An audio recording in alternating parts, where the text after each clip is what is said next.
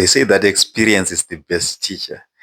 Well, I think at this point, I might actually become the teacher because I've made a lot of mistakes when I was just starting trading, and some of them I still make them up until now. These are just about 14 that I was able to to recall, that I was just able to come up with from the top of my head. But it doesn't mean that these are all of the mistakes that I've made. So yeah, experience is the best teacher. But now I'm qualified to be a teacher on my own because I've made several of these, right? So first off, before we go anyway, right, I just want to make one thing clear. There's no scale for someone being a beginner or experienced trader, right? I might be, as for me right now, yeah, I might say I'm not a beginner, but if I go forward maybe 1 year, 2 years, I must be seeing this myself as if I was a beginner at this stage, right? So if you are saying this and you are more experienced than me, then you're welcome to teach me more because I think I still have a long way to learn also because I'm going to be making more and more mistakes. Obviously, you keep making mistakes each and every stage that you go, right? So there's no such thing as a beginner or there's no one who's graduated to call you a beginner.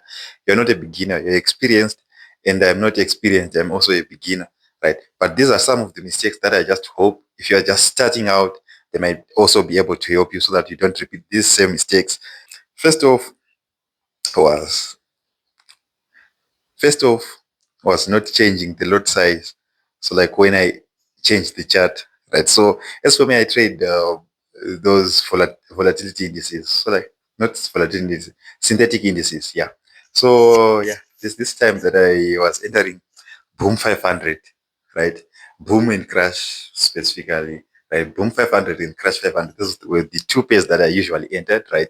And this is back then, this is back then when it was still called binary.com, not yet deriv.com. Now it's graduated, by the way, right?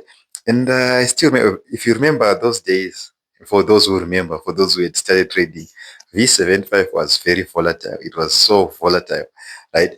And V75 and V100 mainly, those were the most volatile pairs at that point, right? Those that I remember, right? So I just entered the. If you know that if you don't change the lot size when you previously entered boom, maybe boom 500, $20 lot size, $25, 25, not $25, 25 cents. I'm not graduated to use $25 lot size, yeah. But I was just coming from entering a 20 cent lot size lot on what boom 500. Just go on V75. I see a setup, just enter a trade. I didn't even check the lot size that I was using. I didn't reduce the lot size. And remember, the lot size for V75 is 0.05. It's not even a cent. It's a fraction of a cent. And I entered 20 cents lot size. Imagine, guys. And it's very volatile, right? In fact, it was. Yeah, it's volatile, but back then it was. I used to fear it, right? And yeah, and I remember even two steps, just it's like two peep move.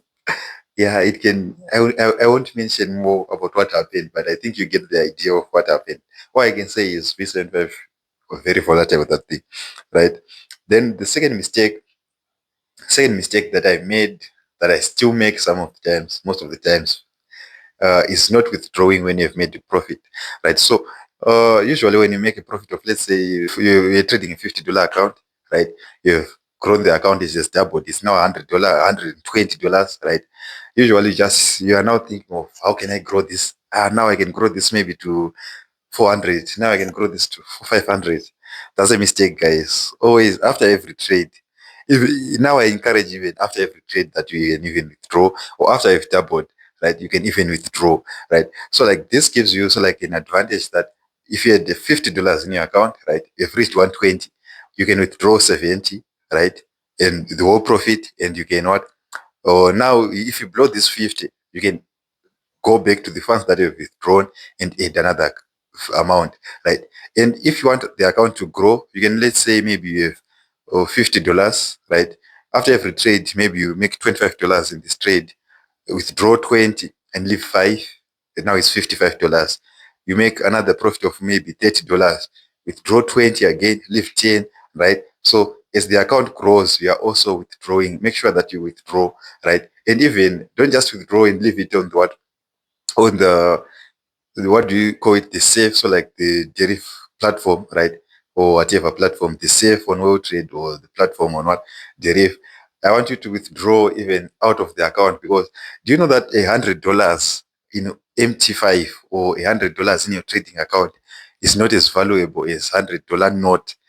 If it's in your trading account, you just see it as any amount. Let me grow it to this amount.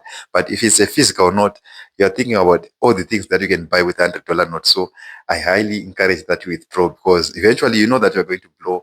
And at least if there's something that you have withdrawn, you can, the moment that you fund again, you so like your emotions have settled down again.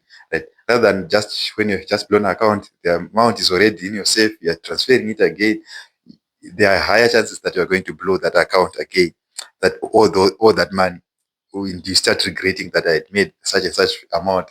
I wish I had just withdrawn just that few dollars or that few money, those small cents.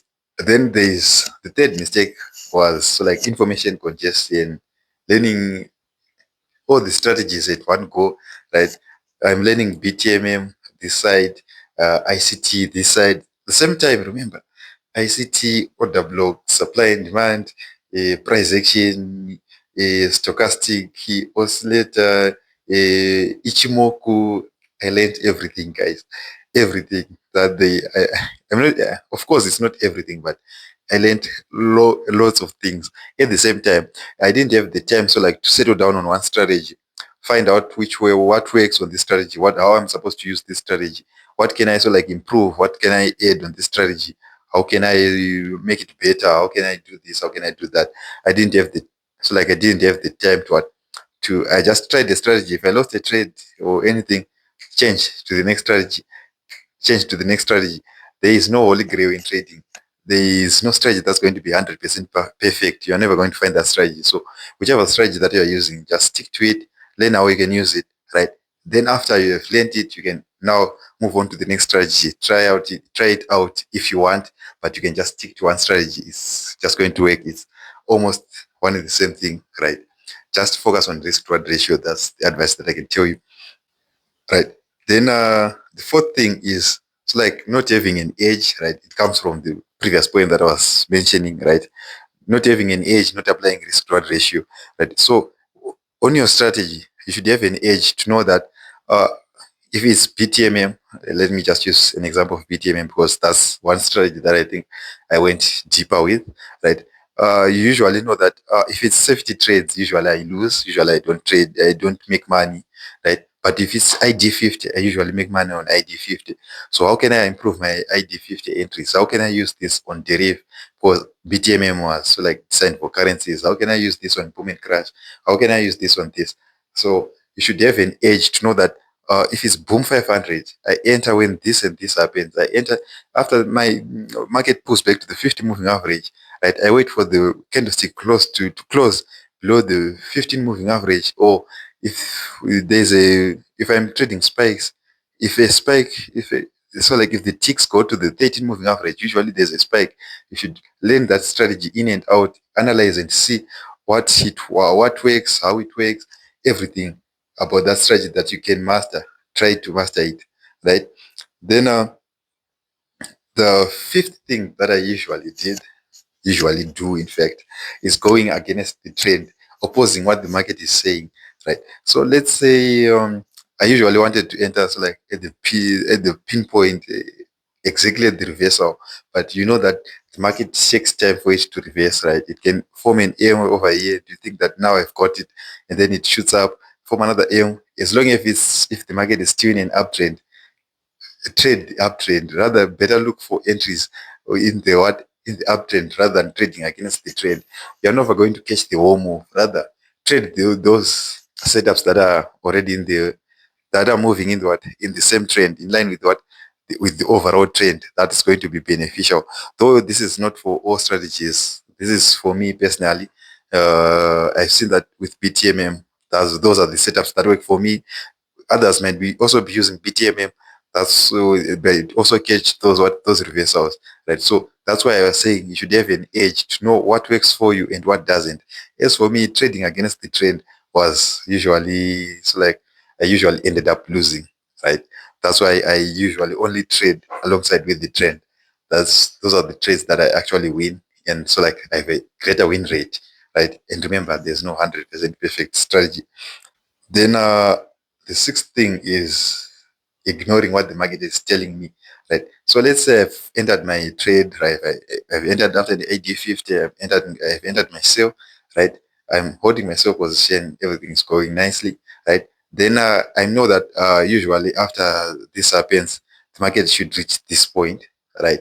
Even if I see that the market is showing bullish candles, so like a reversal, I still ignore it, saying that the market has to reach here. If it's a flag, if I'm trading a flag, I know that usually after an impulsive move, you have a flag, right? And then an impulsive move.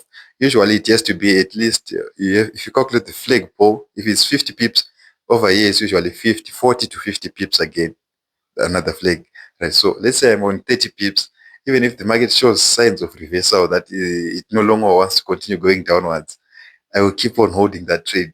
No, he's thinking that the market has to do this. So like I wanted to order the market, but yeah, the market is just like the weather. You can never control it. You can never know what exactly it wants to do. So yeah, you can never win doing that. Just do what the market is telling you. If it's showing signs of reversal, it's better for you to exit the trade with that small profit or with that small loss. It's better. It's much better to be safer than to be sorry. Even if it eventually goes your way, what you see, it's better to be safer than to be sorry. The seventh thing is so like comparison, competition, or whatever you want to call it, right? But you see someone today, someone made $1,000 and they've just made $10. The next day he makes $500 and you've made $15. Still, there's that much large gap, even if you started from the same amount, right? And you this so like gives you so like a pressure to want to catch up to other people, so like to increase the lot size, because this person, if I just increase the lot size, I entered the same setup as this person, right? But I was using the smallest lot or a smaller lot. But if I just increased the lot size, if I just entered more positions, I would have made the same amount of money that this person has made.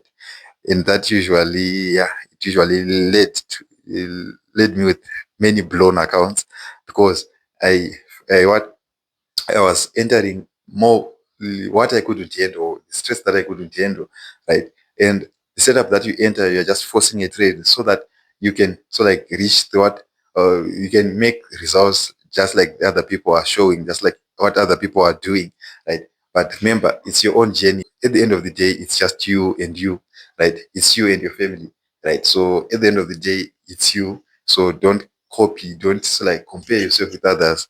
Do what is working for you, what works for you, and that's going to be the most beneficial to you. Then the ninth thing is not knowing when to quit, right? It's so like over trading, right?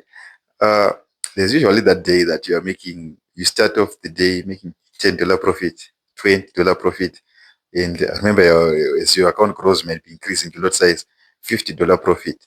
Now you think that, yeah, today I'm killing the market. Let me just enter one more setup, maybe now you're $45 profit, or maybe let's say $70 profit.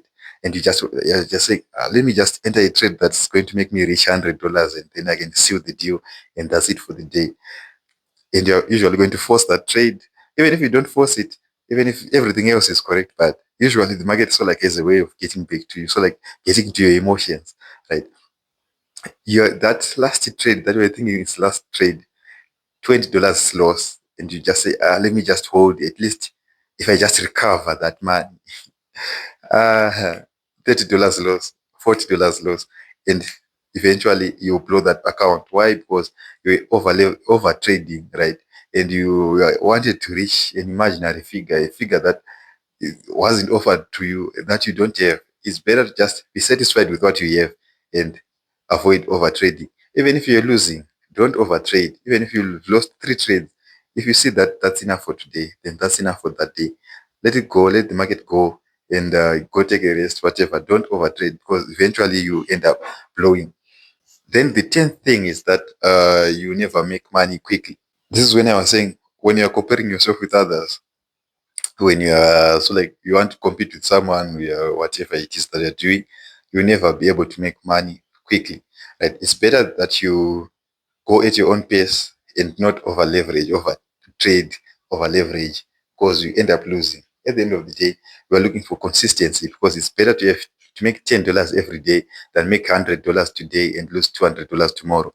So it's better to to progress, to make profits progressively than than making one hit wonder and that's it. You are back to zero, even loss for that matter. Right? So don't try to make money quickly. Do it at your own pace, at your own rate, doing the correct thing. Then the 11th thing, sorry, the 11th thing that I did was focusing on one pay.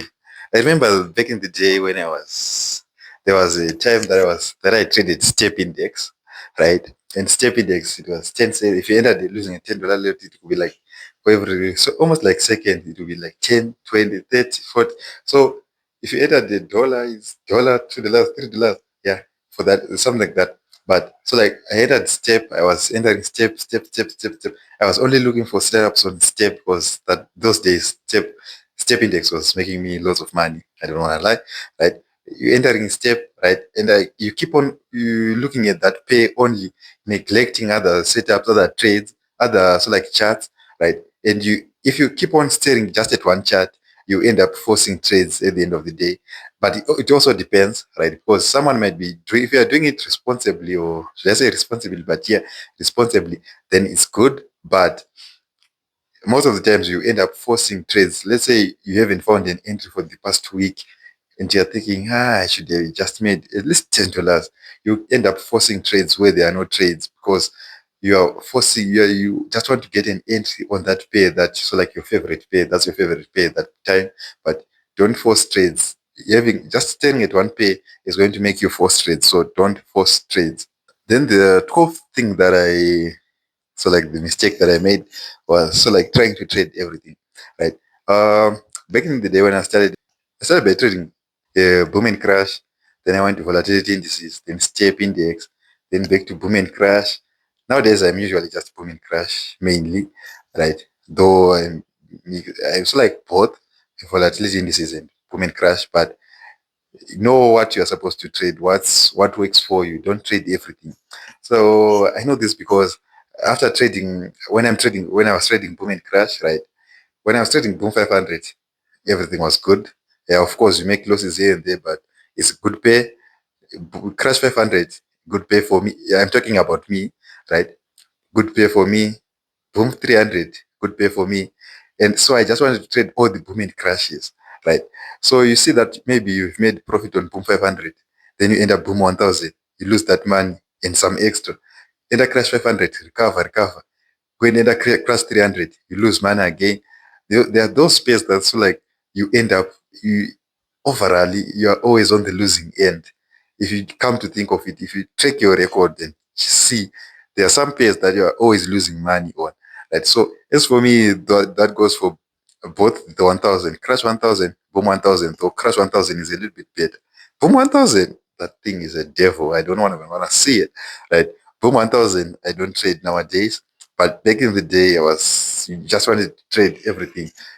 So eventually you have to see which pairs that works for you, which pairs do you do better on. So like those sweet pairs for you, they differ from person to person, from maybe even the strategy that you're using. So yeah, just find your pairs that work for you, right? And just focus on those. Don't try to trade everything. You will never be able to trade everything, right? And you might miss your setups or not. You might, if you blow your account trading something that you know you don't have a hope of winning, right? Rather than if having saved that money and entered on the pair that you are so like you are confident with, it would have helped you a lot. Then the 13th thing that I did was so like depositing few small amounts, right? Usually when you are trading, right? I know that yeah, in Africa, third world countries, India, Pakistan, from where we are from, generally, we end up losing money. We can't afford to find $1,000 to $10,000 from our own pockets, right? That's why I encourage either you're doing prop firms, right? At least if you have a prop firm, though prop firms can be sketchy, most of them, but usually finding $10 is not going to help you anyway, because if you come to think of so like the equity that you have, the capital that you invest is so like lives in the market, right? You see that someone who has $10 versus someone who has got $100, let's say, if $10 is so like one life or two lives, then if you have got $100, it's so like what, having 20 lives. So it's better to have so like more lives in the market, so like more chances for you to enter, because if you with a $10 account, if you just lose one or two trades, then that's it for that account. That's it. You think you're a failure. But if you've got $100 account, you may lose one trade, two trades, three trades, four trades, right? You've lost four trades, but if you've got a good risk reward, if you win one or two trades, you've recovered that loss and made a profit also, right? So it's better to have a larger capital, more capital, right? And remember, larger capital is all relative. It depends from person to person. There's a sweet spot for everyone, right? If I know that, as for me, if I find $5, I'm usually just going to blow that money. Yeah, I'm just going to blow.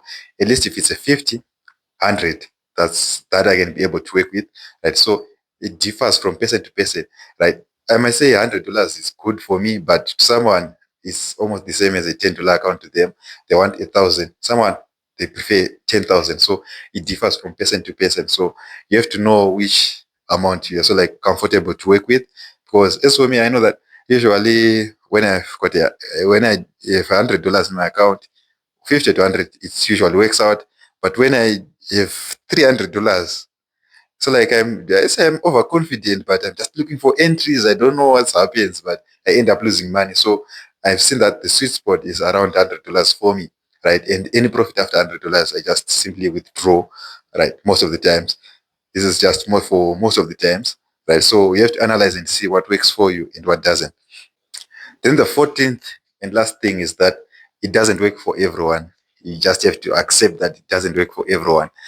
But who does it work for? It works out for those who adapt, who are able to see what they're doing wrong and how they can adapt, what they're doing wrong and be able to adapt from that, so that they can learn from their mistakes each and every time they are able to what? So like go toe to toe with the market.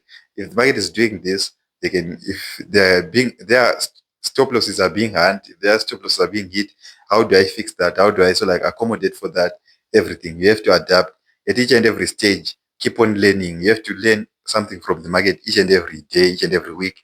You have to learn something, because if you don't keep on learning with the market evolves and you are not uh, evolving with it. So you are going to end up being the fuel for the market. So like the food for the market, right? So yeah, that's it.